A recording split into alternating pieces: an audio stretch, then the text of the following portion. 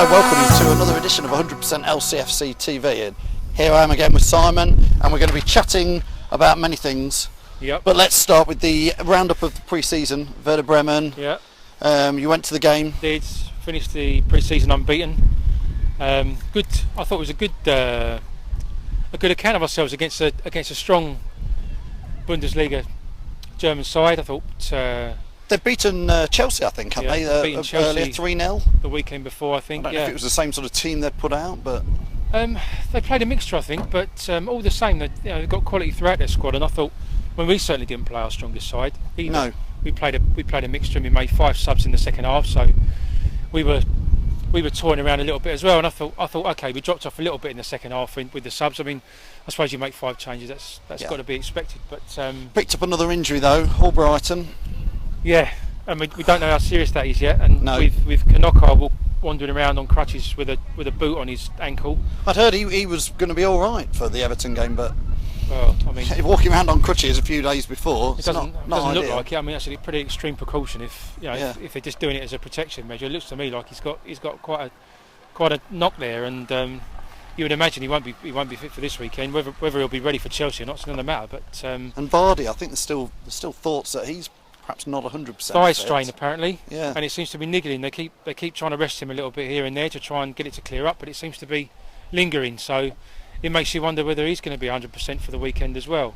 So I suppose the biggest worry now is our wide areas with the two of those not fit, with Albrighton and Knockout looking like they're not 100%. That leaves us with Mahrez and potentially Schlupp playing wide. Yeah, which is where he ended up playing. Yeah, on Saturday. Didn't he? And he did a good job as well. And I think he could probably do a job if pressed into action if we have to, but it's not ideal, is it? You'd much rather that we were playing, especially our opening game. We'd much rather we had our squad to choose from. Yeah, certainly. I mean, it starts to feel like Konchesky's going to maybe stay, I think, now.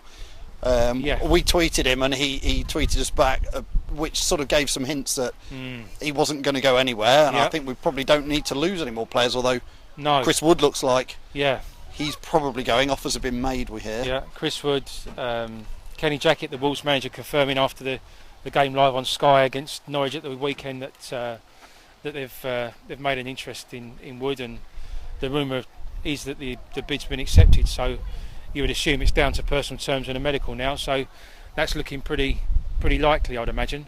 But again, there's other rumours of us strengthening in that position. So well, certainly. I mean, even this morning, Troy Deeney was very much back on. Yeah. Again, we reported it earlier that it looks like it's going to be another £10 million move in for him. Yeah. I know he splits a lot of Leicester fans, but I think most Leicester fans admit that he is a goal scorer. And and a heartbreaker as well after last season. But you can forgive and forget if he starts scoring some for us. Yeah. If we get him. And it's a lot of money for a Championship striker, really, when you think about it, and you think about some of the other players that. I mean, there's been talk of Loic Remy going for £8 or £9 million, and you're talking about £10 million for Troy Deeney. But having said that, he's got a pedigree certainly as a goal scorer, and he's a good age, and he's a big unit as well. So.